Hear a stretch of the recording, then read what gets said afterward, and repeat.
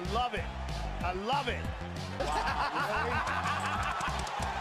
I love it. Look at this. This is the greatest thing I've ever seen. Hey, I'm not surprised. Hey, what's poppin', my homies? Hope you're doing well, feeling blessed, having a good day, having a good week. This one's going to be a big pay-per-view card, the rematch between Strickland and Plessis. As always, before we get into making predictions, doing breakdowns, we checked my bets from last week, and I did get my first profitable weekend of the year. And I mentioned on my Patreon that my starts of the year for MMA gambling, it hasn't been good. But shout out to brother Chris on the Patreon, who mentioned, look, we're going to heat up. And we did. We started to heat up. We got a profitable weekend. So shout out to you, brother Chris. And hopefully we can keep it going. Now, guys, I mentioned on my last breakdown, Money City has returned. So if you see your name on the screen, you already know. You already know. That's money. Let's go. And guys, just to mention before the video starts, you can find in the comment section below on the pinned comment, that's where my Patreon is, where I post my bet tickets and also where I track my bets. And it's a shame that the site I track my bets on, you can't track boxing on there. Because last year, for anyone on my Patreon, guys, how many boxing bets did we win last year? Like 99% of them. Like literally. And we've already started with a nice win for this year on boxing. And on the 22nd of February, there's an amazing boxing card. And I can't wait to win on it. I can't wait. So yeah, let's go. First matchup on the card, we've got Hyun Park taking on Tumendemberel. My first prediction for this card, I'm going to side with Hyun Park to get it done via KO TKO. I think he's going to stop Tumendemberel. And the reason that's why I'm going to make that prediction, I just think he's sharper. I think he's faster to the target. And I think he's more composed. Whereas Tumendemberel, if you look at his style, he's very aggressive in round one. He'll go 0 to 100 in round one. But I think past round one, you're going to see that cardio take a bit of a hit, because of that aggressive style. You know, you go full guns blazing at your opponent, you're going to slow down. Or at least most people would slow down. And you're going to see that in this fight. I think if we leave round one, Hyun Park with the sharper boxing, more composure, willing to, you know, fight past round one. Whereas Tumendemberel kind of reminds me of a bully. You know, he wants to bully the opponent. But if you don't fold in round one, then you can take over in round two. I do think we're going to see a stoppage. I think someone gets stopped. And in my opinion, I think Hyun Park, he gets the stoppage. KO TKO. Next matchup, guys, we've got Quillan Salkilld taking on Anshul Jubli. And my prediction for this fight, I'm going to side with Quillan Salkilld to get it done via KO TKO or submission. And the reason that's why I'm going to pick Quillan Salkilld, you know, you've got two prospects. They're both prospects. But I just think Quillan Salkilld, there's more potential in his game. I'm looking at his Contender Series fight and there was holes, there was weaknesses on the contender. For example, every time he would get George Gage to the canvas, George would just work back to the feet. You know, there was no control from Salkilld. So there could be some improvements with this performance against Anshul Jubli. And one of those improvements could be when he gets a takedown against Anshul Jubli, you're looking for two hooks. You're not just looking for one hook on the ground.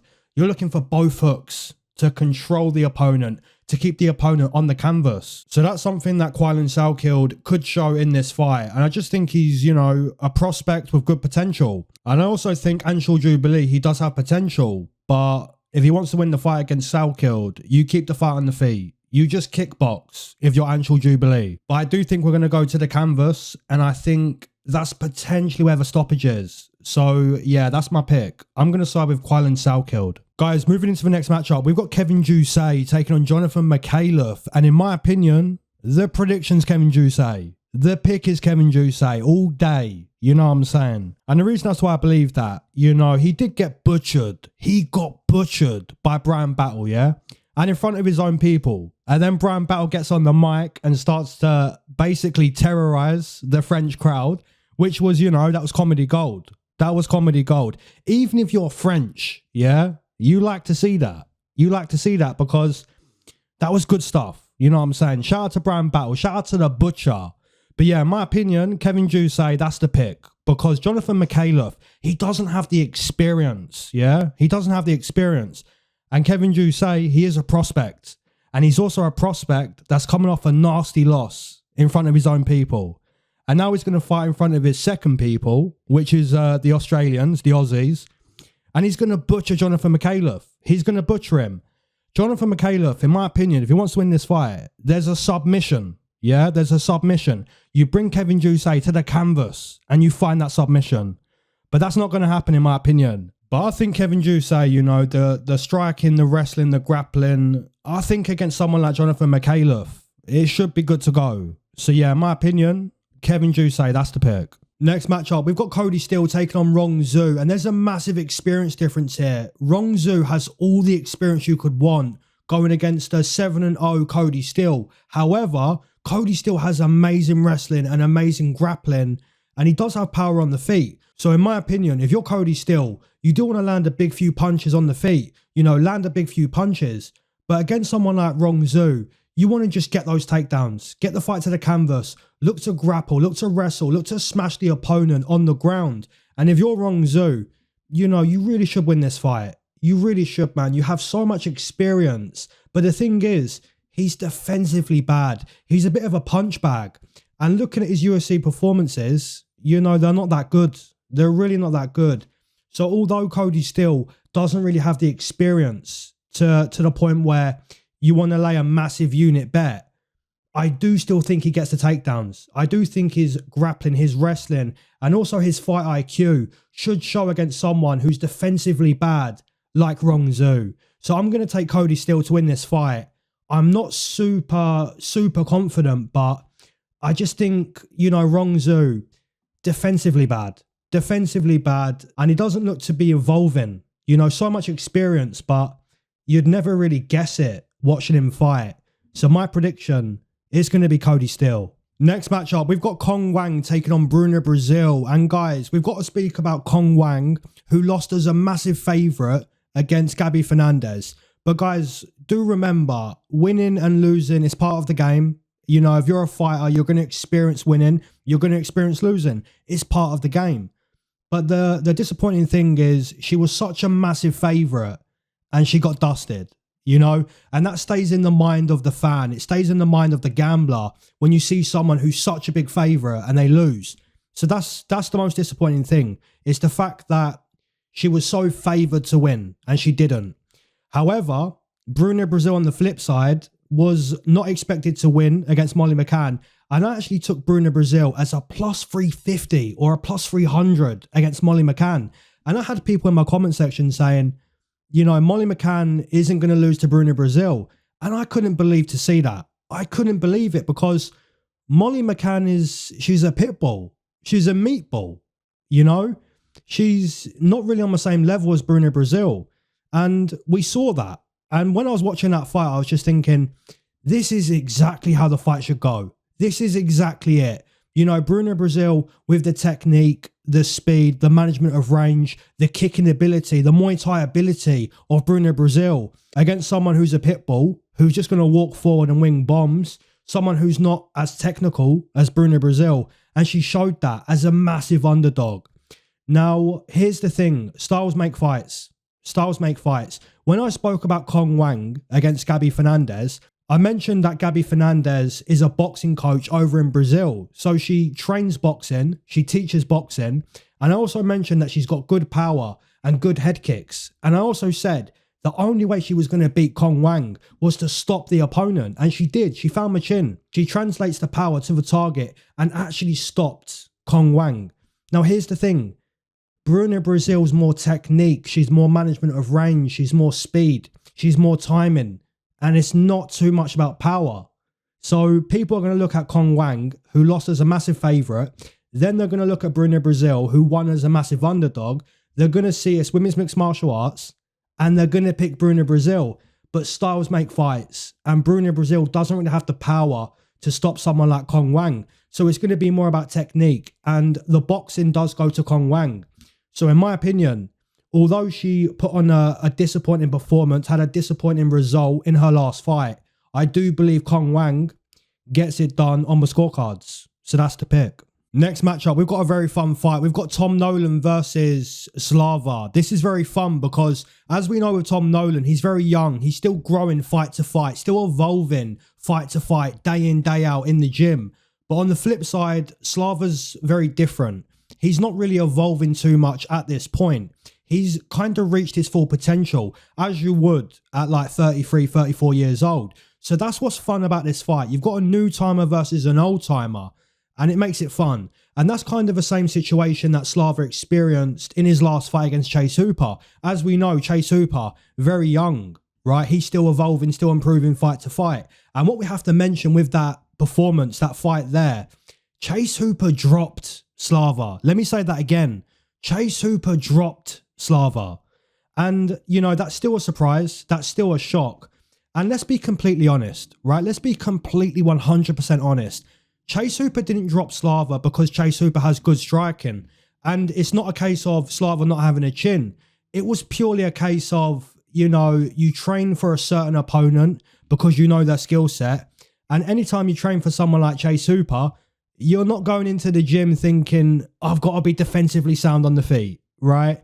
And that's just being honest. Chase Hooper has amazing jiu-jitsu and amazing wrestling, a phenomenal ground game that can scare pretty much any opposition. And when you go into a fight against someone like Chase Hooper, you kind of disrespect his skill set on the feet.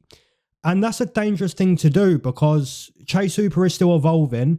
And when you start to believe that your opponent is unable to hurt you on the feet, when you truly start to believe that, you may find yourself in a little bit of trouble. You may get surprised. And that's kind of what happened, right? He didn't expect Chase Hooper to be able to find his chin.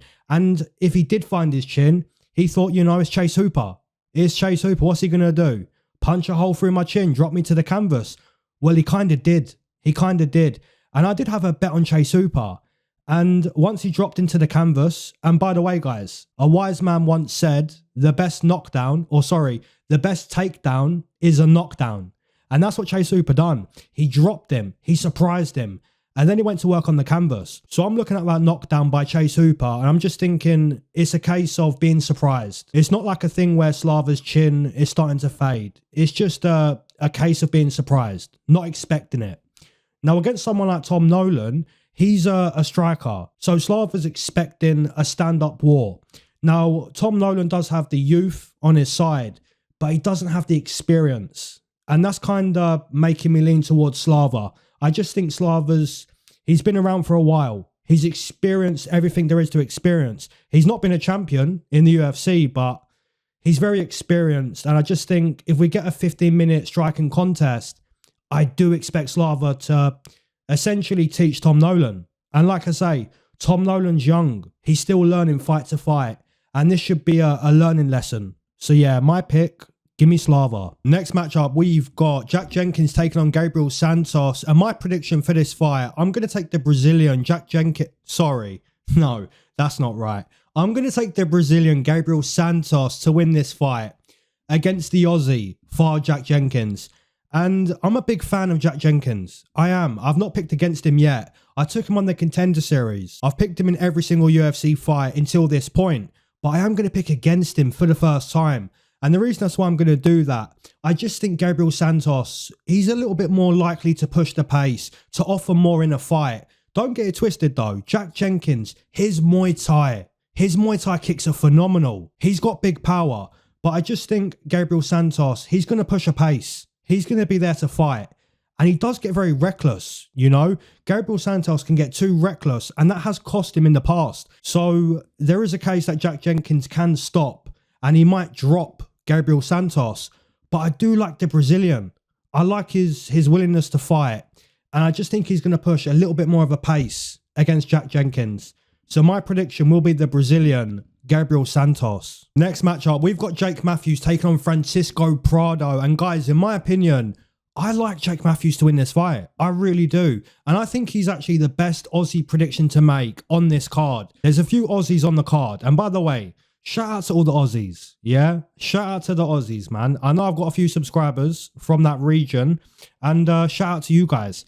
But in my opinion, Jake Matthews is going to be my favourite Aussie prediction. I just think his experience at this point, you know, his jiu-jitsu, his wrestling, his boxing, I think he can win this fight anywhere the fight goes. And I really do think he should win, right? He should win.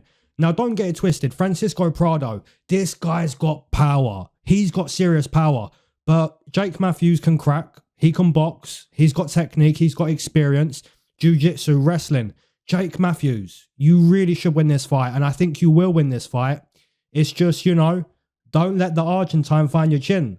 Don't let the Argentine translate that power, because that's what Francisco Prado has. He's got power. But Jake Matthews, he's very well rounded. He's got a lot of experience. He's going to box on the back foot. He's going to wrestle at times. He's going to grapple at times. And Jake Matthews, man, he should win this fight. So that's the pick. Next matchup, we've got Jimmy Crute, the return of Jimmy Crute versus Rodolfo Bellato. And before we get into the breakdown and prediction, I do want to share one thing with the audience. And it's something that Jimmy Crute said. I was listening to his interview this week. And for anyone that doesn't know, Jimmy Crute has recently become religious. He's recently, found his faith with the creator, with God.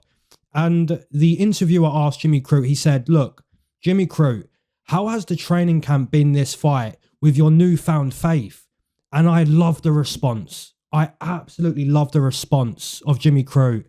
Jimmy Crute said, look, the training camp has been different, but the real difference is in my life. And he said, it's easy to be alive now. That's what he said, guys. That's the quote. He said, it's easy to be alive now.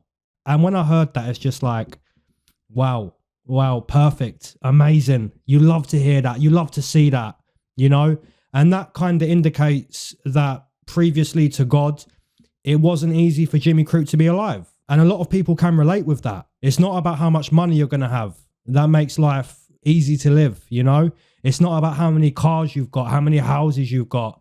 It's not about any of that. And to hear Jimmy Crute say that, life is worth living now. No, he didn't say that. I don't want to misquote him. He said, it's easy to be alive now. And that's, you love to hear it. You love to see it. So yeah, respect to Jimmy Crute. Love to hear it. But I am going to pick against Jimmy Crute. But it's a prediction that I don't like. What I want to happen and what I think will happen is two different things, and I'm able to separate both of those things. I'm able to see the difference in those things. What I want to happen is Jimmy Crute goes in there and just dusts up Rodolfo Bellato. That's what I would love to happen. But what I think happens is Rodolfo Bellato potentially stops Jimmy Crute, because Jimmy Crute left fighting. He left the game, and you don't play fighting. And if you do, it's going to show in the cage. It's going to show in the performance. That's potentially what we see this weekend. But what I would love to see, if you said to me, look, you can play God. You can be the one that picks what happens in this fight. I would say, look, we're going to have a round 1 Jimmy Crute submission or a round 1 KO. That's what I'd pick. That's what I'd decide. But I'm not God, and I'm just someone who picks and speaks about fights, right? What I think will happen is Rodolfo Bellato is going to stop Jimmy Crute.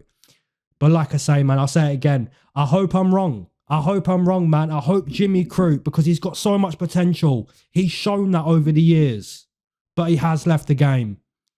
And I kind of think he's going to lose because of that. But like I say, man, I'll say it one more time. I hope I'm wrong. I hope I'm wrong. Next matchup, we've got Tallison Teixeira taking on, who we got? Justin Tafa. Part of the Tafa gang is going to be competing in this fight.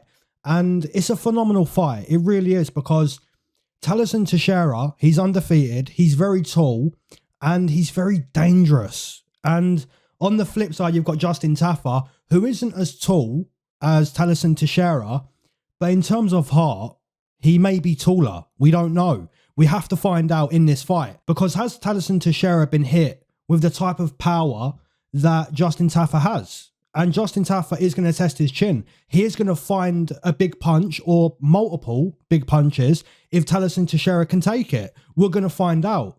So in terms of height and reach, in terms of physicality, there is an advantage on the side of the Brazilian Tallison Teixeira, but has he been tested? And can he take the same power that Justin Tafa has? We're going to find out. That's what makes this fight so fun. Tallison Teixeira, undefeated, very tall. And guys, as you know, the taller they are, or the bigger they are, the harder they fall. Yeah? All that size, all that height, it doesn't mean much when your chin gets cracked. It doesn't mean much when your chin gets sent to the King of Shadow City, Ben Askren. And Justin Tafa, he's not well-rounded. He doesn't have jiu-jitsu. He doesn't have wrestling. He doesn't have any of that. But what he does have is walk-off KO power. If he translates that power to the chin of Tallison Teixeira, then he may go from 6'7" to laying on the ground. You know what I'm saying? It may be like just watching him crumble to the ground if he finds his chin. I'm going to take Tallison Teixeira to maintain the range and to eventually find his own KO. But I could be wrong. I could be wrong, man. He's not been tested. And Justin Tafa, he's there to test him. He's there to dust him. So we're going to see. For me, though, I'm going to take Tallison Teixeira. That's the pick. Next matchup, a very important fight, the co-main event. We're getting to the business end of the card now, guys. And a title fight, a very important fight. We've got Zhang Weili versus Tatiana Suarez, female Khabib. And this is going to be a phenomenal fight. It's truly going to be a phenomenal fight for as long as it lasts. And in my opinion, it's not going to go 25. It's not going to go 25, man. We are going to have a stoppage here, in my opinion. I could be wrong, but it's my opinion. And yeah, that's what the video is about. It's about me stating my opinion. Tatiana Suarez, as we know, she's a phenomenal grappler, a phenomenal wrestler. And when she gets Zhang Weili to the canvas, I think there's serious trouble waiting for Zhang Weili. And Zhang Weili, she has a lot of experience. She's very well-rounded. But the thing with Tatiana Suarez is she's just a monster. When she gets the opponents to the canvas, you're seeing such a massive advantage on the side of Tatiana Suarez. And that's why I call her female Khabib. Because when Khabib got fighters to the ground, and I know we're in the entertainment era, I mentioned it last week on McKinney and Hadzovic, that breakdown. I mentioned it. You know, I said, look, it's not about competition anymore. It's about entertainment. Then the UFC goes and cuts Jairzinho Rozenstruik. But the thing with Khabib Nurmagomedov is he was a very high-level competitor. Some people may not like his style. Some people may look at his fights and think he's very boring. He's a competitor. You know, he got fighters to the canvas and just mauled them. He beat the life out of them. And that's kind of what you see with Tatiana Suarez. So, guys, let's assume that Tatiana Suarez does get a takedown in round one. In my opinion, if Zhang Weili can survive, if she makes it to the end of the round, she's going to win the fight. That's my opinion. I give Tatiana Suarez 2 rounds. She's got 2 rounds to win this fight. If she doesn't get a stoppage when she gets her to the ground, it's not going to be a case of she gets her to the ground, keeps her on the ground, wins that round, goes to the next round, gets her to the ground, keeps her on the ground, wins that round. She's up 2-0, go to the next round. It's not going to be a case of just doing that round in, round out. She doesn't have the experience for that. She doesn't have the activity for that. You know, there's been a lot of health concerns for Tatiana Suarez. And, you know, all praise to God that she overcame all those health concerns. She battled cancer. She beat cancer. Yeah? So this girl's already a champion, but she's looking to become an Ultimate Fighting Championship champion, you know? And it kind of seems to me that when she brings these girls to the canvas, she's looking to stop the fight. There's stoppages there for Tatiana Suarez. But what happens when there's no stoppage? We've not seen Tatiana Suarez tested. We've not seen her punched in the face. We've not seen her get tired. We've not seen any of that. And that's why I'm saying if it goes past round 2, I'm assuming Zhang Weili is going to school her. I'm assuming Zhang Weili is going to dust her up. So guys, in my opinion, and it's just my opinion, I could be wrong, I think Tatiana Suarez, you've got 2 rounds. You've literally got 10 minutes or you're getting dusted. My prediction though, I'm going to take Tatiana Suarez to get it done inside those first 2 rounds. But like I say, if it goes past 7 or 8 minutes, then in my opinion, she gets dusted. We're going to see. I think someone gets stopped. This ain't going 25. In my opinion, it's not going 25. Moving into the main event, and a phenomenal main event. We've got the champion, Dricus du Plessis, looking to defend his title again against the former champion, the man that has many haters, but also many fans. That's Sean Strickland. And I just want to say before I get into the breakdown, as I mentioned on Jimmy Crute and Rodolfo Bellato, for me, it's not a popularity contest. But I know for a lot of people, it is a popularity contest, you know? There's people that just dislike Adesanya and they will never pick him because they just dislike him. There's people that dislike Sean O'Malley for his pink hair and they're never going to pick him because they dislike him. There's people that dislike Sean Strickland for what he says and how he is, and they're just never going to pick him because his personality. Now, for me, like I've just stated, it's not a popularity contest. I've never made a prediction based on I like this person more as a person, and that's why I'm going to pick them. I've never done that. Actually, I have done that, and I do that for Arnold Allen because I've trained with Arnie, and I see Arnie as a person that I'm always going to pick. I know him personally. So for Arnold Allen, I will always pick Arnie. But for anyone else, it's, you know, a legit breakdown. And it is for Arnie too. I believe Arnie can defeat anyone. But yeah, let's get into this breakdown here. Sean Strickland versus Dricus du Plessis, the rematch. Let's speak. So what we want to say first here is, you know, you guys know this. Dricus du Plessis, his style is so unique. It's so weird, right? He's throwing punches in a weird way. He's closing the distance in a weird way. His style is very weird, but it's tricky to deal with, man. You know, and that's why he's champion. That's why he's won every single fight that he's been in. It's just a weird style. How do you defeat this guy? How do you beat this guy? You know, it's a weird style and it seems to work, right? So you may say that Dricus, he's not a great fighter. You may say that, but the reality is he's a very difficult fighter to compete against, and he seems to win. He seems to win every fight because of that. He does have a lot of power. He does have good grappling, good wrestling, and he also has a lot of heart. He has a lot of heart, and that means a lot in a fight. When you have a burning desire to just win, that will show in a fight. That will show, right? Even if you're not a great fighter, even if your style's a bit weird, if you truly want to win, you will find a way to win. And that's Dricus du Plessis. However, Sean Strickland on the flip side is very different. He's more technical. He's more about, you know, fighting in a way that is correct.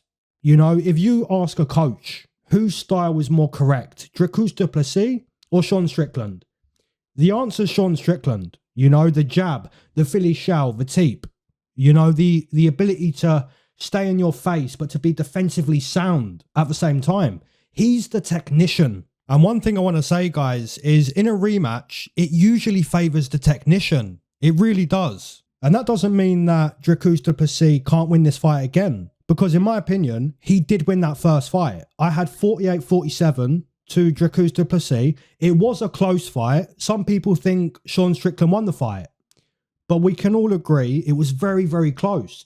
And I do believe that Dricus du Plessis did win this fight. And that's coming from someone that had money on Sean Strickland. So yeah, you know, I tell the truth. I do believe Dricus du Plessis won this fight. However, we're getting a rematch. So let's speak about what may be different in the rematch. Now, I've listened to both the interviews of Sean Strickland and Dricus du Plessis. And with Sean Strickland, you know, there's not much of an interview there. There's just a lot of things said that will wind a lot of people up, will make a lot of people angry because because Sean Strickland is the way he is, you know. So there's not much to really take from an interview with Sean Strickland. However, Dricus du Plessis stated that the feeling out process between him and Sean Strickland is going to be shorter this time round. And that does make a lot of sense because they've already been in there for 25 minutes. They already understand the punching power both carry, and they understand, you know, a lot about each other because they've experienced those 25 minutes inside the cage. So the feeling out process between Sean Strickland and Dricus du Plessis, it will be shorter, which means everyone in attendance in the arena, you're going to get your money's worth. You know, you're going to see this fight happen much faster than what it did in the first fight. And everyone who's watching at home, everyone who's watching on TV, this fight is going to happen much faster, much quicker than what it did in the first fight, which makes it, you know, interesting. It makes it intriguing. We're ready to see this fight. We're ready to see this rematch. And it's going to happen much quicker than what it did in the first fight. So that kind of makes me lean towards fight doesn't go the distance. However, Sean Strickland is defensively sound and Dricus du Plessis can kind of use too much energy. And if he uses too much energy early in the fight, then those championship rounds may go to Sean Strickland. And I kind of felt in the first fight, those rounds, you know, round 3, round 4, round 5, those rounds are going to go to Sean Strickland. However, when I was watching that first fight, I was just so impressed. I was so impressed with the ability that Dricus du Plessis had to just keep throwing and throwing. He wouldn't stop throwing. You know, there was power all day from the first second to the last second. Dricus du Plessis, like I mentioned, has the heart to win. He has that burning desire to win. And you felt it. You felt it in every single punch that he threw that night. And he became champion. And he deserved to become champion, in my opinion. But I do believe this is a tough fight for Dricus du Plessis. I do believe he can win against Sean Strickland. I also believe Sean Strickland can win against Dricus du Plessis. I do think it's going to be close. But I just think if the fight starts quicker, which it will, if it does start quicker than what it did in the first fight, I do lean towards Sean Strickland picking up those championship rounds. And if he picks up those championship rounds and a round before that, that means he's going to win the championship. And I do believe that happens. So I'm going to pick Anu in both title fights, and they're both underdogs. So that's going to be my breakdown on the main event. I think it's a phenomenal main event. Dricus du Plessis, he can defend his title. He can win this fight. But I just think if it happens a little bit faster, a little bit sooner than what it did in the first fight. And Dricus du Plessis has already said this. He's already said, look, the filling out process is going to be much shorter. We already understand how much power we both carry, and we're going to get to fighting much quicker. And that kind of makes me think, if that's the case, I think Sean Strickland can win those later rounds. And if he wins a round before then, I think he becomes the new champion. I also think Tatiana Suarez potentially becomes the new champion. My lean, my angle is we're going to see one of these titles switch hands. I could be wrong. But yeah, that's my pick. Give me Sean Strickland. As always, guys, I appreciate you checking out my breakdown today. If you enjoyed the breakdown and predictions, smash the like button, smash the subscribe button. And as always, keep your eyes to the sky, never glued to your shoes. Enjoy the card. This will be a banger. All right, guys, let's go. Peace.